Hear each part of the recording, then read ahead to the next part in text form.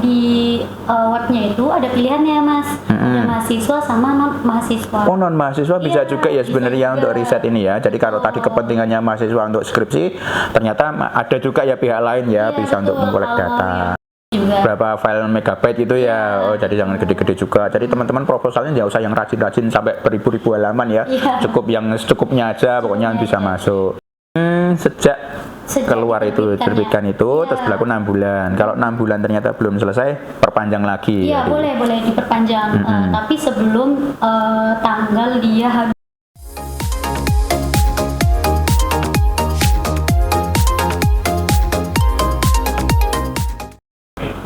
Assalamualaikum warahmatullahi wabarakatuh. Apa kabar kawan pajak? Berjumpa lagi di Menoreh, mengenal pajak sambil ngopi dan rehat. Menoreh merupakan sebuah informasi dari KPP Pratama Wates untuk memberikan informasi apa saja terkait perpajakan. Namun kali ini Menoreh di episode kali ini kita tidak akan membahas terkait pajak, tapi ini juga ada kaitannya langsung dengan kantor pajak. Apa itu? Pada kesempatan kali ini Menoreh akan membahas terkait dengan e-riset. Nah, perkenalkan saya Brian yang akan memandu acara Menoreh pada hari ini. Dan tema pada hari ini adalah e-riset. Jadi e-riset itu merupakan suatu upaya dari Direktorat Jenderal Pajak membantu teman-teman mahasiswa yang sedang dalam kegiatan studi yang nanti membutuhkan suatu data atau mengumpulkan data informasi yang nanti tujuannya untuk kepentingan karya tulis. Nah, nanti teman-teman atau kawan pajak bisa mendaftar melalui eriset.pajak.go.id. Namun seperti apa nanti eriset? Nah, saya tidak akan membahas sendiri, saya akan langsung membahas bersama dengan rekan saya, yaitu adalah praktisi langsung ya yang langsung di e-risetnya. Jadi kalau saya kan tidak menggunakan e-riset tersebut. Jadi kami di kantor pajak itu adalah yang memberikan data. Nah, ini adalah yang nanti akan menggunakan e-riset tadi. Mungkin bisa perkenalan dulu, Mbak. Perkenalkan Mas, nama saya Alvina Aini Syahidah. Alvina Aini Syahidah. Aini Syahidah, Iya, panggilannya? Panggilannya biasanya dipanggil Vina. Panggil Vina. Iya. Panggil Beb nggak boleh? Boleh. Boleh. Oke, Mbak Vina. Jadi Mbak Vina adalah salah satu yang menggunakan user dari e-riset pajak Go ID. Terus asalnya dari mana, Mbak, kalau boleh tahu? Kalau asal saya aslinya dari Lampung. Oh, aslinya dari Lampung, Iya. jauh ya. Terus bisa datang di Jogja atau tepatnya di Wates karena kuliahnya di Universitas Ahmad Dahlan, Mas. Universitas Ahmad Dahlan Yogyakarta. Yogyakarta. Mengambil kampus 4 jurusan? Iya, betul, jurusan Ilmu Komunikasi. Jurusan Ilmu Komunikasi. Terus kemudian kenapa kok tiba-tiba tertarik dengan e-riset pajak, terus kemudian memilih KPP Wates sebagai tempat untuk mencari data gitu ya? Karena saya merasa apa yang saya butuhkan dari penelitian saya itu ada di Wates ini.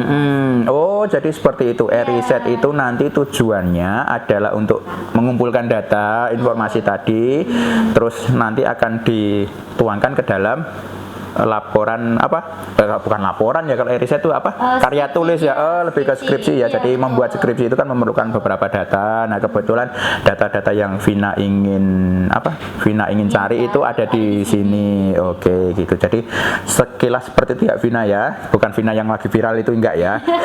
Jadi Mbak Vina ini adalah kuliah mahasiswa aktif di Universitas Ahmad Dahlan jurusan Ilmu Komunikasi, dan kebetulan juga sedang menyusun skripsi ya. Berarti sudah semester akhir dong ya? Iya, semester 8. Semester 8 menyusun skripsi. Jadi memang e-riset ini diperuntukkan untuk mahasiswa yang tujuannya ingin membuat karya tulis dan seperti itu. Nah, sebenarnya proses untuk mendaftar e-riset itu seperti apa sih, Mbak Vina? Kemarin kan kamu pasti mendaftar dulu ya sebelumnya ya. Jadi seperti apa itu? Jadi untuk bisa penelitian di KPP Pratama Wates pertama itu kita harus daftar akun dulu, Mas, di e-riset. Jadi mendaftar akun di e-riset dalam rangka untuk mencari izin ya sebenarnya. Kan nggak tiba-tiba itu ya, itu mendaftar izin. Nanti setelah kita sudah daftar, itu juga persyaratannya di webnya itu ada pilihannya mas, ada mahasiswa sama non mahasiswa. Oh, non mahasiswa bisa Iya, juga ya bisa sebenarnya juga. untuk riset ini ya. Jadi kalau tadi kepentingannya mahasiswa untuk skripsi, ternyata ada juga ya pihak lain ya Iya, bisa untuk betul. mengkolek Kalau data. yang non mahasiswa itu harus pakai NPWP mas. Gitu. Daftarnya. Tapi kalau mahasiswa pakainya, NIM oh aja. pakai NIM bisa. Iya. Jadi pertama daftar dulu di e-riset. Lamanya apa kalau boleh tahu? Lamanya eriset.id. e-riset.pajak.go .pajak.co.id. ya, go government kan, Oh, iya. government.go.id Iya, gitu. betul. Terus nanti daftar dulu untuk memperoleh akun ya, pastinya Iya. ya kawan pajak ya. Jadi sign up. Apa saja sih yang pas daftar itu yang diisi apa aja? Jadi, Nama. ya untuk pendaftarannya itu sendiri, kalau saya sebagai mahasiswa, itu saya pilih mahasiswanya dulu mas. Oh, jadi diklik. pas mendaftar pilih dulu ada pilihannya Iya. mahasiswa bukan? Iya, mahasiswa dan non mahasiswa. Nah, terus saya pilih Ya mahasiswa karena kamu mahasiswa kan? Ya, terus di situ data-datanya seperti kita biasanya ngisi data gitu ya mas, Nama. jurusan, Asal kuliah, jurusan. iya, terus universitas, terus NIM-nya berapa gitu. Oh sampai NIM juga ditanyain, Iya, nomor HP, Iya. terus alamat email, seperti itu ya pokoknya ya. Terus nanti baru kita bikin password. buat akun itu. Iya. Jadi kita bikin username sekaligus passwordnya. Tapi kalau Username-nya nggak pakai yang email tadi atau kita bikin Bisa, itu? Oh bisa bisa pakai pakai email, email itu tadi. bisa juga yang lain gitu ya. betul. Terus nanti setelah masuk baru kita ajukan permohonan mas. Terus setelah itu tadi simpan, ada pakai aktivasi gitu nggak? Nggak perlu sih. Masuk link email gitu kayak yang apa yang lainnya gitu nggak ya? Jadi langsung. tinggal submit, terus nanti kayak keluar lagi, terus masuk dengan password yang udah dibikin tadi Iya, ya. betul. Jadi passwordnya jangan sampai lupa ya.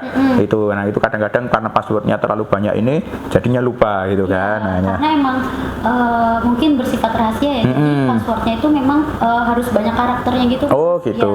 Ya, Terus Jadi, setelah masuk pakai password yang tadi, baru yang permohonan izin tadi. Nah, untuk proses permohonan izinnya sendiri itu Vina kemarin apa saja sih yang diminta oleh aplikasi tersebut? Ini kan kita bicara aplikasi ya berarti Iya. kan, bukan saya yang minta tapi aplikasi yang minta nih. Aplikasinya minta apa aja?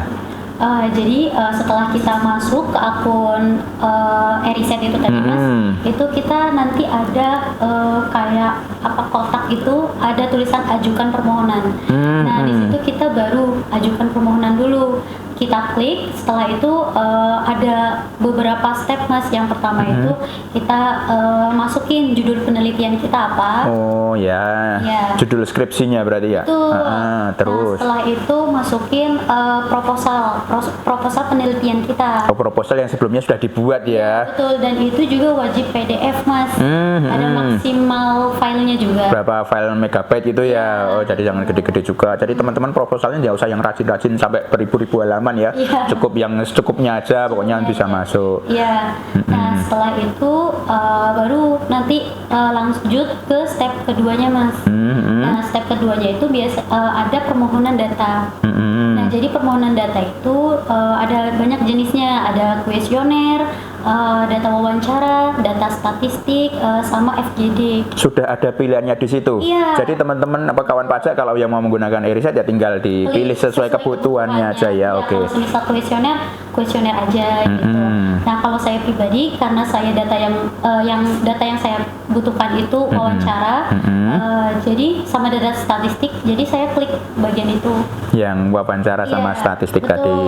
Oke. Nah, terus setelah itu nanti ada disuruh ngisi data apa aja yang dibutuhkan dari data statistik itu. Ya. Gitu. Terus Kalau itu ketik sendiri ya berarti ya? Iya, ketik Nggak ada pilihannya ya? Yang ada. ada pilihannya cuma yang tadi ya statistik, wawancara itu ada pilihannya. Tapi kalau kebutuhannya apa nanti ketik sendiri ya, butuhnya statistik terkait apa gitu ya berarti ya. baru ingat juga mas, jadi tadi step yang pertama itu judul, proposal, sama tujuan kita mau penelitiannya di KPP mana, itu kantor mana, itu Ya. kita kalau itu udah ada pilihannya, kita tinggal ketik kita mau di daerah mana gitu. Ya, ya. Jadi Baru bisa dia milih di kita KPP mana saja ya, Vin ya.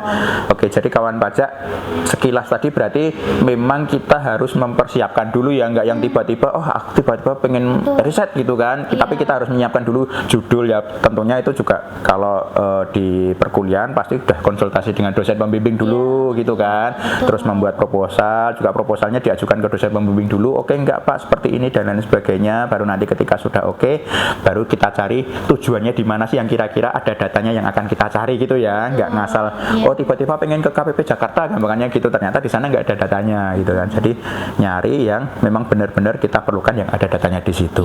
Oke, nah dipersiapkan dengan matang gitu.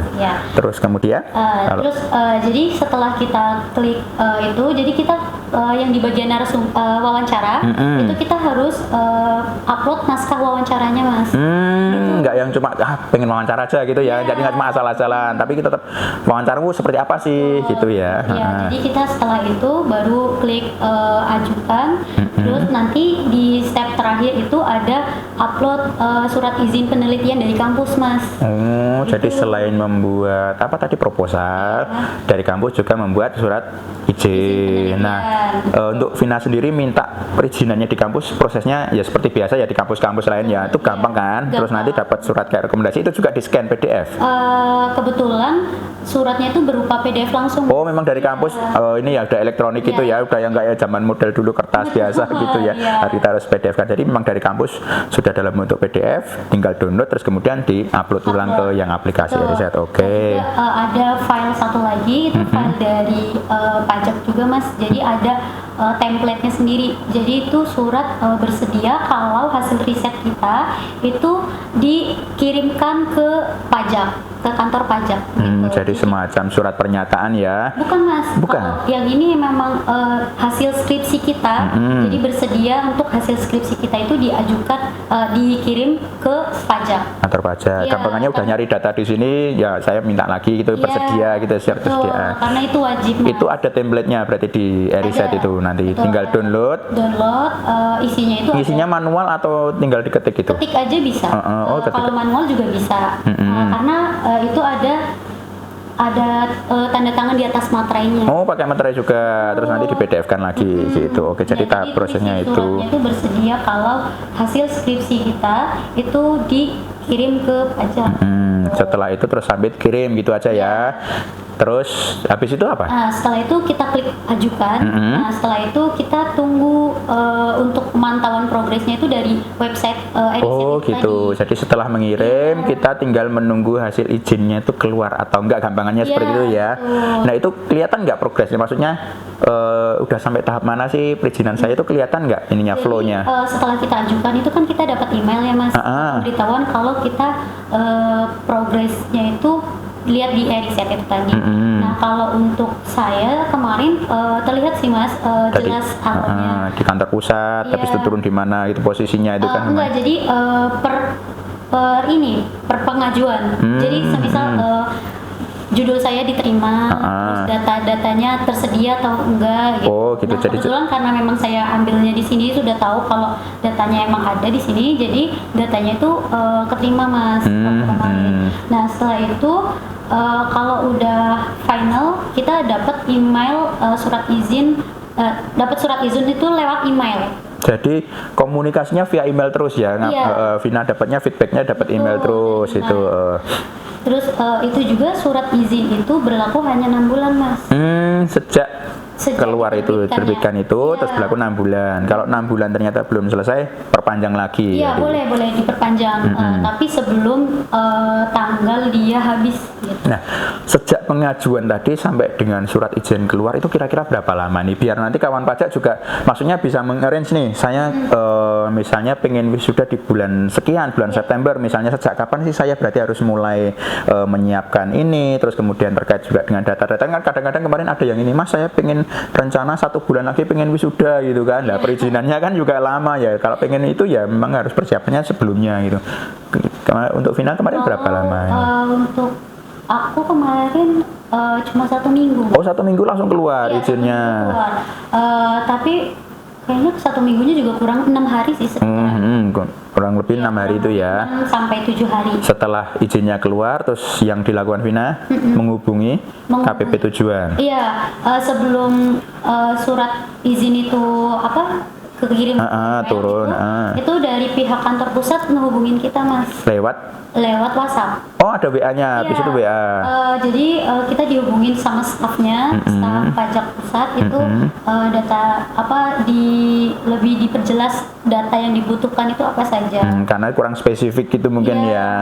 Iya, terus setelah itu baru langsung menghubungi kantor tujuan. Oh gitu. Vina taunya kalau kantor tujuan memang benar ini nomornya kantor tujuan, nyari dari mana? Nah itu agak kesusahan ya, Mas. Ada kesusahan kemarin, di Google nggak nemu. Itu harus nyari sendiri berarti, di email itu nggak ada ya? Nggak ada. Oh, di email pas izin keluar, oke kamu saya izinkan di Wates, nanti hubungi kontak person ini nggak ada? Nggak ada, jadi cuma dikasih tahu hubungi kantor tujuan. Oh, cuma hubungi kantor tujuan. Kantor tujuannya kontaknya nyari sendiri gitu ya. Terus kemarin Vina nyarinya gimana? Kebetulan kemarin kan saya lagi KKN juga. Kebetulan juga di tempat KKN saya itu ada orang pajak. Oh gitu. Iya, terus dikasih tanya-tanya, terus dikasih kontaknya gitu. Oh, dapat kontaknya kebetulan dari itu. Sebenarnya kawan pajak bisa cek juga di medsos, Instagram tuh ada @pajakwates gitu kan. Nanti bisa DM di situ, boleh Mas saya izinnya sudah keluar, terus biar ngubungi ini bagian untuk riset dengan siapa itu bisa satu. Terus nanti di situ juga ada WA-nya juga. Nah, kebetulan Vina kemarin nggak lewat Google ya, nyari sendiri itu ya sendiri, betul. tapi, yang jelas tujuan kantor tujuan itu nyari sendiri gitu kan tadi. Oke, setelah izin keluar terus prosesnya berarti tinggal minta data tadi ya. Kalau untuk Vina kemarin berarti pakainya apa? Wawancara ya. Sama data statistik. Wawancara berarti ngerange jadwalnya bisa wawancara kapan gitu. Terus ini oke. Terus pada saat pendaftaran itu ada kendala nggak? Kemarin prosesnya mulai dari upload atau apa sampai itu izinnya keluar itu. Untuk penelitiannya itu kendalanya adalah saya udah siap, aku udah siap Mas buat wawancara ke sini. Tapi ternyata pas menghubungin pihak kantor harus daftar e-riset itu dulu. Oh, karena belum tahu kalau ternyata itu ya harus lewat e-riset. Dan itu juga memakan waktunya juga lumayan lama. Ya seminggu itu tadi kan. Kalau makanya buat teman-teman kalau yang mau penelitian itu benar-benar harus dipersiapkan ya. Ya dulu berkas-berkasnya gitu. Jadi pas kita udah buka website daftar udah langsung upload. Nah, kendalanya aku tuh kemarin karena aku berkasnya juga belum siap. Oh gitu, nggak tahu ternyata harus nyiapin proposal gitu ya. Nyiapin surat izin juga ya. Jadi yang paling nggak tadi setelah lihat menoreh pada kali ini itu kan dari kawan pajak, oh ternyata pengen riset harus disiapkan ini ya, itu lebih siap lagi. Oke. Terutama surat penelitian dari kampus ya, itu kan juga lumayan lama buat dapatnya. Yang izinnya itu juga. Satu minggu juga buat teman-teman mungkin yang memang prosedur di kampusnya agak rumit atau apa, lebih baik dipersiapkan jauh-jauh. Ya, tadi berarti kan memang benar ya kawan pajak ya, yang pengen wisuda cepat itu juga persiapannya juga nggak yang instan gitu ya, memang itu udah disiapkan jauh-jauh hari. Memang kenapa diperlukan waktu lama memang untuk penelitian terkait dengan skripsi. Terus kemudian pada saat proses riset sendiri ada yang ini nggak ya lancar ya kemarin ya, setelah Vina datang kita tentukan jadwal terus itu sudah lancar ya, berarti tinggal mengolah data itu aja menjadi bentuk laporan itu atau skripsi tadi ya. Oke. Terus kemudian ketika nanti skripsinya Vina udah selesai nih, wisuda pasti ya, pasti wisuda dong. Terus terus setelah riset itu harus ngapain sih? Ngupload hasil skripsinya berarti ya? Upload hasil skripsinya di emailnya pajak.go.id tadi ya. Jadi upload dalam bentuk PDF ya setelah jadi ya. Betul. Dan itu ada batasan waktunya nggak untuk ngupload? Batasan waktunya itu sesuai dengan surat izin keluarnya Mas. 6 bulan itu ya. Jadi 6 bulan itu selesai nggak selesai skripsinya di upload gitu ya. Upload, ya. Oke. Oh, jadi itu tadi ya tahapan e-riset ya, mulai dari pendaftaran, terus kemudian izin ya. Sebenarnya e-riset itu kan minta izin kan, izin karena Mbak Vina mau membutuhkan data-data itu ya untuk membuat karya tulis atau skripsi. Terus kemudian data itu juga belum tentu ada atau diizinkan juga kan. Kadang-kadang saya pengen melihat siapa pembayaran terbesar gitu kan, karena memang ada rahasia jabatan juga di kantor pajak sendiri juga. Kadang-kadang tidak semua data kita berikan. Kalau paling cuma populasi aja ya Mbak ya, siapa sih WP wajib pajak orang pribadinya berapa itu. Tapi kalau nama yang membayar pajak paling besar, nah itu kan memang rahasia ya. Nah jadi kawan pajak juga harus mempersiapkan itu ya. Dan juga filenya jangan melebihi ketentuan, karena ini ada yang karena kalau melebihi ketentuan juga filenya itu juga bakalan ditolak juga gitu Mas. Ya kalau misalnya maksimal 5 mega ya 5 mega, terus di bawahnya gitu ya.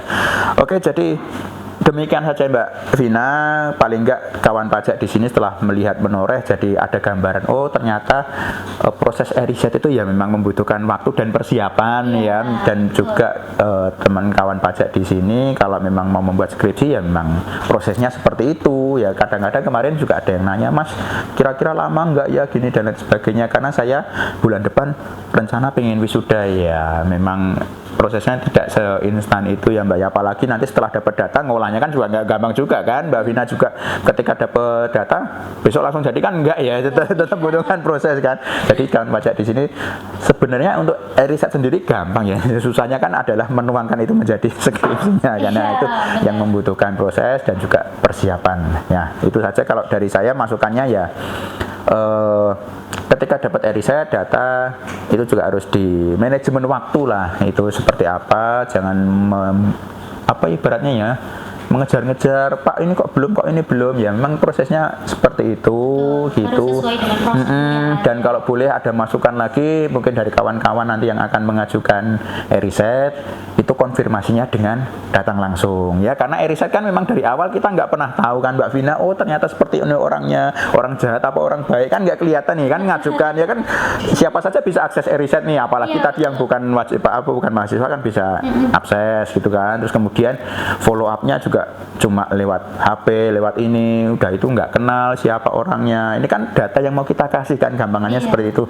Data yang mau kita kasih ya kita harus pastikan memang kita benar-benar kasih ke orang yang membutuhkan dan orang yang tepat itu tadi.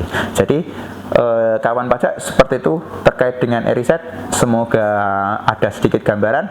Yang jelas kalau misalnya kawan pajak pengen lebih tahu lagi tentang e-riset bisa langsung kunjungi situsnya ya Mbak ya. Di situ juga udah lengkap ya. Ada tata caranya juga. Tata caranya juga ada, FAQ-nya juga ya kalau kemarin saya sempat lihat. Oke kawan pajak, cukup sekian untuk Menoreh pada kesempatan kali ini. Sampai jumpa lagi di Menoreh episode berikutnya. Sekian, saya Brian. Saya Vina. Assalamualaikum warahmatullahi wabarakatuh. Bye bye.